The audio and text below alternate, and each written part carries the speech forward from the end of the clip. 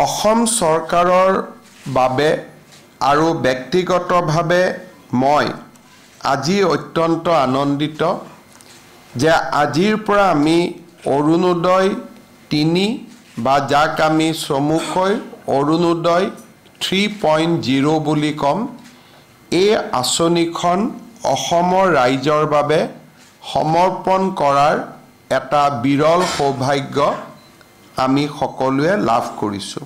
প্ৰত্যেকটো সমষ্টিতে 10,000 এভাৰেজ কৰবাত সমষ্টিত বেছি মানুহ আছে অলপ বেছি পাব, কম মানুহ আছে কম পাব, এভাৰেজ 10,000 অৰ্থাৎ আমি 12,60,000 পৰিয়ালক অৰুণোদয় আঁচনিৰ সুবিধা নতুনকৈ দিয়াৰ ব্যৱস্থা কৰিম। আমি এইবাৰ অৰুণোদয় 3 আঁচনিটো ৰেচন কাৰ্ডৰ লগত আমি জড়িত কৰিব খুজিছোঁ। অৰ্থাৎ ৰেচন কাৰ্ডৰ নম্বৰ থাকিলেহে অৰুণোদয় পাব।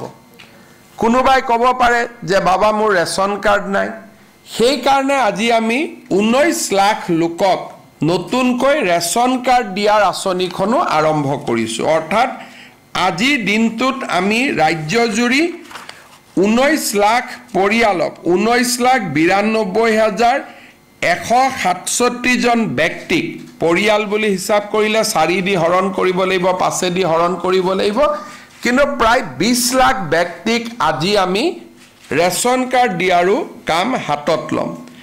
যিসকলে অৰুণোদয়ত আবেদন কৰিব কিন্তু মোৰ ৰেচন কাৰ্ড নাই, তেওঁলোকে প্ৰথমতে ৰেচন কাৰ্ডখন ল'ব।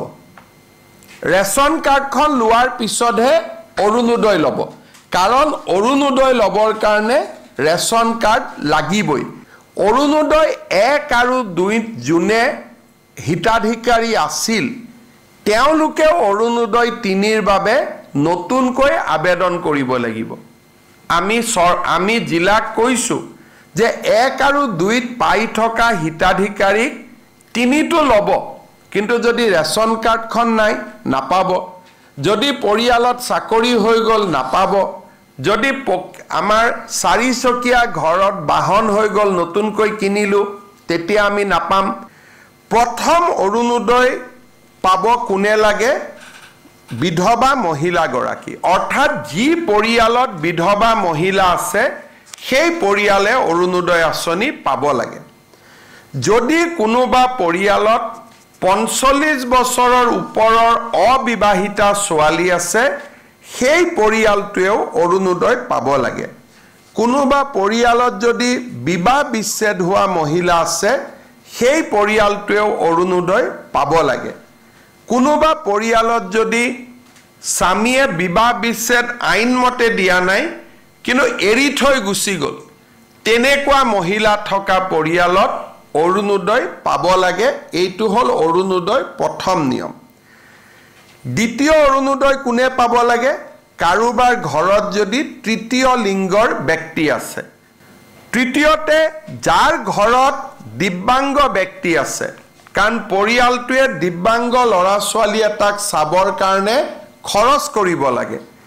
দিব্যাংগ ব্যক্তি থকা পৰিয়ালক আমি অৰুণোদয় দিব লাগে। তৃতীয়, চৰকাৰী বৃদ্ধাশ্ৰমত যিসকল আইতা থাকে সেই আইতাসকলক আমি অৰুণোদয় দিবই লাগে।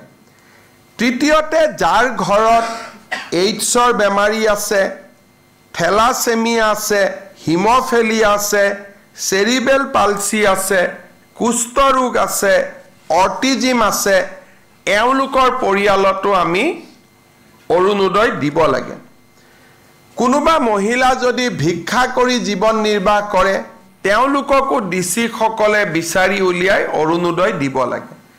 আৰু এইখিনি মহিলাক অৰুণোদয় দিয়াৰ পিছত যিখিনি বাকী থাকে সেইখিনি যাৰ বাৰ্ষিক উপাৰ্জন 2 লাখ টকাতকৈ কম তেওঁলোকে অৰুণোদয় আঁচনি পাব পাৰিব। প্ৰত্যেক সমষ্টিত আগতে 20,000 পৰিয়ালে অৰুণোদয় পাই আছিল, এতিয়া আৰু 10,000 পৰিয়ালে পাব।